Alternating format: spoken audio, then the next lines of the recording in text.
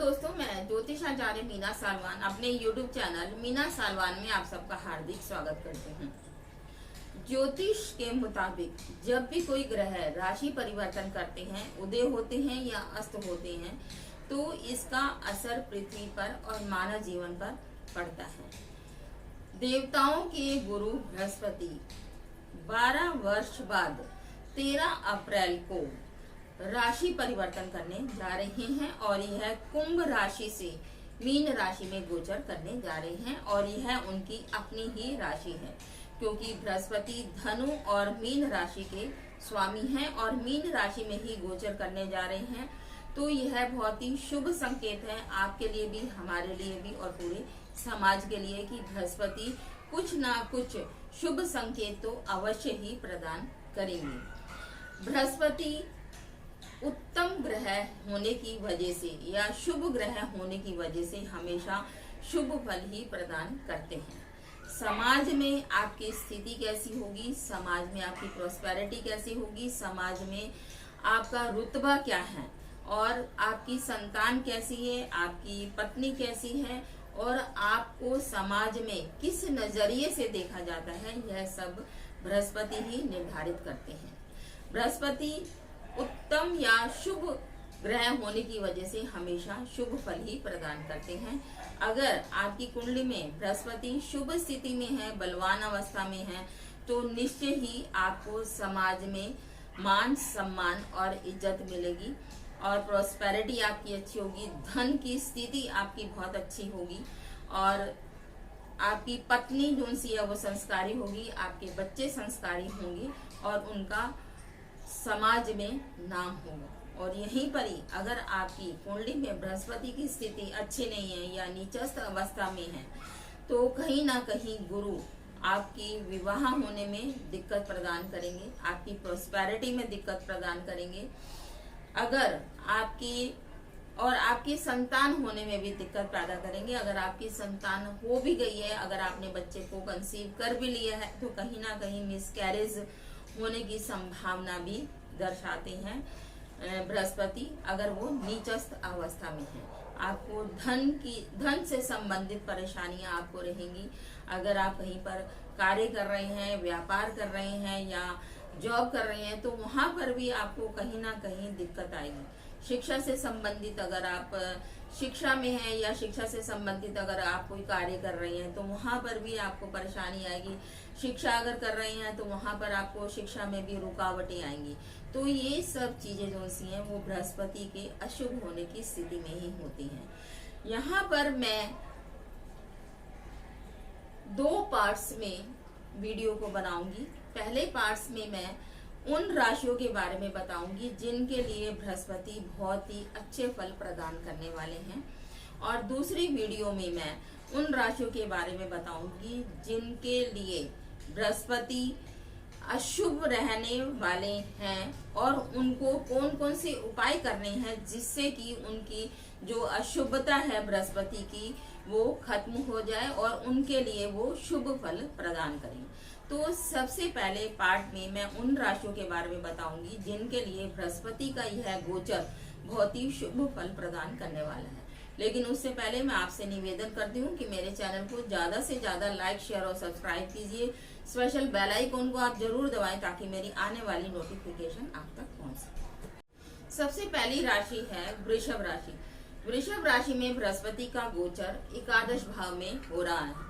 हालांकि एकादश भाव में शुभ ग्रह का गोचर बहुत बढ़िया तो खैर मैं नहीं कह सकती, लेकिन फिर भी बृहस्पति यहाँ पर स्वग्रही होकर एकादश भाव में आ रहे हैं तो नॉट बैड, मीन्स अच्छे रिजल्ट ही देंगे, बुरे रिजल्ट नहीं देंगे।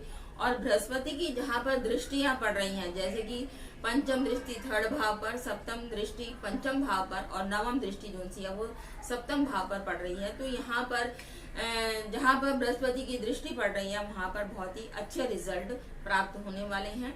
एकादश भाव में शुभ ग्रह का होना इतना अच्छा तो नहीं माना जाता, क्योंकि त्रिशढाई भाव कहलाए जाते हैं। 3, 6, 11 जोन से वो त्रिशढाई भाव कहलाते हैं। यहाँ पर अगर कोई पापी ग्रह आता है या पापी ग्रह का गोचर होता है तो बहुत ही बढ़िया रिजल्ट होती है, लेकिन तो भी यहाँ पर बृहस्पति स्वग्रही होकर अपनी ही राशि में एकादश भाव में गोचर कर रहे हैं, तो यहाँ पर बुरे रिजल्ट तो खैर नहीं देंगे, अच्छे रिजल्ट ही देंगे। यहाँ पर आपके आय की और लाभ की स्थिति बनती हुई आज दिखाई दे रही है। इस दौरान आपकी आय में बढ़ोतरी होगी, साथ ही कोई नए स्रोत भी बनते हुए दिखाई देंगे जहां से आप इनकम कमा सकते हैं। कारोबार में अच्छा धन लाभ की स्थिति बनती हुई दिखाई दे रही है। कोई अगर आप व्यावसायिक डील करना चाह रहे हैं तो आपकी यहाँ पर फाइनल हो सकती है, क्योंकि इसकी नवम दृष्टि सप्तम भाव पर पड़ रही है। आप पार्टनर के साथ मिलकर भी कोई व्यवसाय खोल सकते हैं। यहाँ पर आपके भविष्य के लिए अगर मैं बात करूँ तो आपका भविष्य जो है वो उज्जवल बनता हुआ दिखाई दे रहा है। आपकी कार्यशैली में भी यहाँ पर निखार होता हुआ दिखाई दे रहा है, मतलब कि जो स्थिति आपकी पहले थी उससे और अच्छी बेहतर बनती हुई दिखाई दे रही है। यहाँ पर अगर आप किसी जॉब में हैं तो वहाँ पर आपकी बॉस जो से है वो आपके कार्य से बहुत अधिक प्रसन्न रहने वाले हैं। और अगर आप कोई नया बिजनेस भी अगर शुरू करना चाहते हैं, अगर आप खुद बिजनेस करना शुरू चाहते हैं या अपनी पत्नी के साथ मिलकर बिजनेस शुरू करना चाहते हैं तो वो समय भी आपके लिए बहुत बेहतर है। यहाँ पर अगर मैं देखूं कि इसकी दृष्टि थर्ड भाव पर पड़ रही है तो थर्ड भाव जो से है वो भाई बहन का भाव है। तो यहाँ पर आपके भाई बहनों से, छोटे बहन भाइयों से आपके मधुर संबंध बनते हुए दिखाई दे रहे हैं। यहाँ पर आप के अंदर कॉन्फिडेंस अधिक बढ़ता हुआ दिखाई दे रहा है। आप अपने समाज में या अपने आस पड़ोस के जो भी आपका सराउंडिंग का जो एरिया है वहां पर आपका रुतबा बहुत अच्छा बनता हुआ दिखाई दे रहा है। यहाँ पर आप किसी वेबिनार या सेमिनार में शामिल होकर वहां पर ज्ञान प्राप्त कर सकती हैं और वहां से कुछ अच्छा अनुभव प्राप्त कर सकती हैं, जिससे कि आप खुद भी इस प्रोग्राम को कर सकें।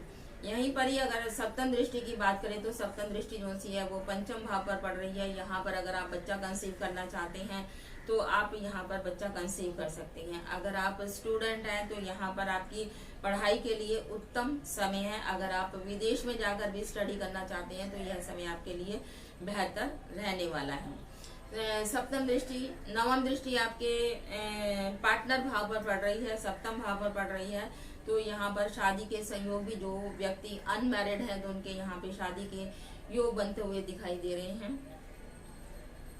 लव मैरिज के भी यहाँ पर योग बनते हुए दिखाई है। अगर आप यहाँ पे लव मैरिज करना चाहते हैं तो पार्टनर के साथ मिलकर आप दोनों के लव मैरिज के योग बनते हुए भी दिखाई दे रहे हैं। तो कुल मिलाकर अगर मैं ये कहूँगी बृहस्पति का वृषभ राशि में एकादश भाव में गोचर जो है बहुत ही शुभ रहने वाला है और बहुत अच्छे रिजल्ट आपको प्राप्त होने। अगली राशि है मिथुन राशि। मिथुन राशि में गुरु का गोचर दशम भाव में हो रहा है और जिसे कैरियर और नौकरी का स्थान कहा जाता है। इसलिए इस समय आपको नौकरी का प्रस्ताव आ सकता है। साथ ही इस समय आपके प्रमोशन के भी योग बनते हुए दिखाई दे रहे हैं। कारोबार में अच्छा मुनाफा हो सकता है, नए व्यावसायिक संबंध बन सकते हैं और बिजनेस का विस्तार हो सकता है। वहीं पर जो लोग मार्केटिंग से जुड़े हुए हैं या मीडिया के क्षेत्र से जुड़े हुए हैं उनके लिए भी है समय बिल्कुल शानदार रहने वाला है। वहीं पर मिथुन राशि के स्वामी जो से हैं बुध हैं और ज्योतिष के अनुसार बुध और गुरु जो से हैं वो आपस में मित्रता का भाव रखते हैं। तो इसलिए यह समय मिथुन राशि वालों के लिए बहुत ही बेहतर रहने वाला है। इस समय माता, भूमि, वाहन के लिए बहुत ही अच्छा समय है। माता अगर काफी समय से आपकी बीमार थी तो इस समय उनके स्वास्थ्य में बहुत ही अच्छा सुधार होता हुआ दिखाई दे रहा है।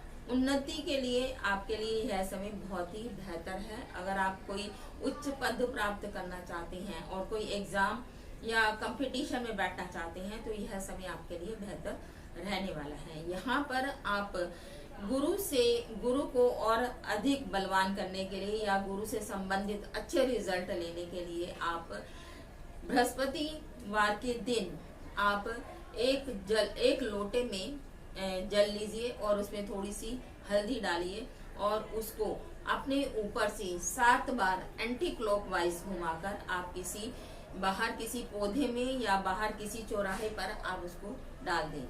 और यहाँ पर आप एक उपाय और भी कर सकते हैं। बृहस्पतिवार के दिन आप एक जल का लोटा लीजिए और उसमें थोड़ी सी हल्दी डालिए और उस जल से आप सूर्य को अर्घ दीजिए और ओम सूर्याय नमः और ओम ब्रह्म बृहस्पति नमः, इस मंत्र का जाप करते हुए आप सूर्य को अर्घ दीजिए। इससे भी आपको काफी बल मिलेगा। अगली राशि है कर्क राशि। कर्क राशि में गुरु ग्रह का गोचर नवम भाव में हो रहा है और नवम भाव जो है वो भाग्य का भाव है और विदेश यात्रा का भाव है। इसलिए इस समय आपको किस्मत का पूरा साथ मिलेगा। साथ ही अटके हुए जो भी अभी तक आपके अटके हुए कार्य थे वो आप पूर्ण होते हुए दिखाई दे रहे हैं।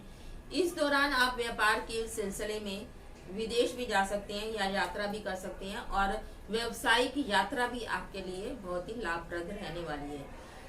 जिन लोगों का व्यापार खान पान होटल रेस्टोरेंट से जुड़ा हुआ है उन लोगों के लिए यह समय विशेष ही लाभकारी रहने वाला है।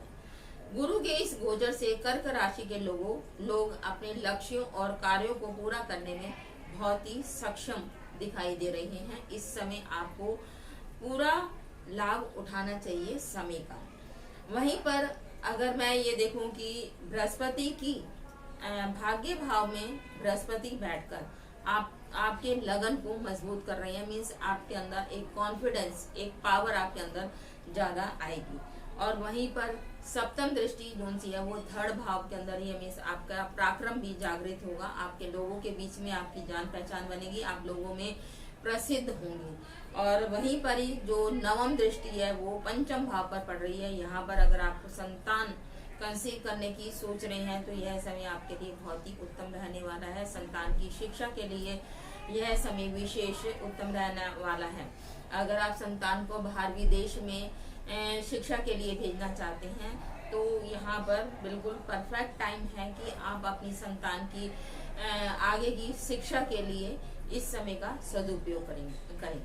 यहाँ पर मैं आपको बृहस्पति के व्रत करने के लिए बोलूंगी। अगर आप बृहस्पतिवार के व्रत करते हैं, आरंभ करते हैं, तो निश्चय ही आपके बृहस्पति और अधिक फलदायी रहने वाले हैं और जीवन में आपको उन्नति के आसार दिखाई देंगे। तो यहीं पर ही मैं अपनी वाणी को विराम देती हूँ। अगले एपिसोड में मैं उन राशियों के बारे में बताऊंगी जिनके लिए बृहस्पति बहुत अधिक अच्छे फल प्रदान नहीं करने वाली हैं या जिनको थोड़ी मुसीबतों का या संकटों का सामना करना पड़ रहा है, लेकिन उनके लिए भी मैं बहुत अच्छे उपाय बताऊंगी जिनसे कि जो कठिन समय या असावधानी का समय है वो उनके लिए बेहतर हो सके। तो इसलिए घबराने की भी कोई जरूरत नहीं है क्योंकि बृहस्पति जो उनसे हैं वो अपनी ही राशि में गोचर कर रहे हैं, तो बहुत ही अच्छा रहने वाला है, ऐसा नहीं है। तो अगले एपिसोड में मैं आपके सामने फिर हाजिर होंगी। तब तक के लिए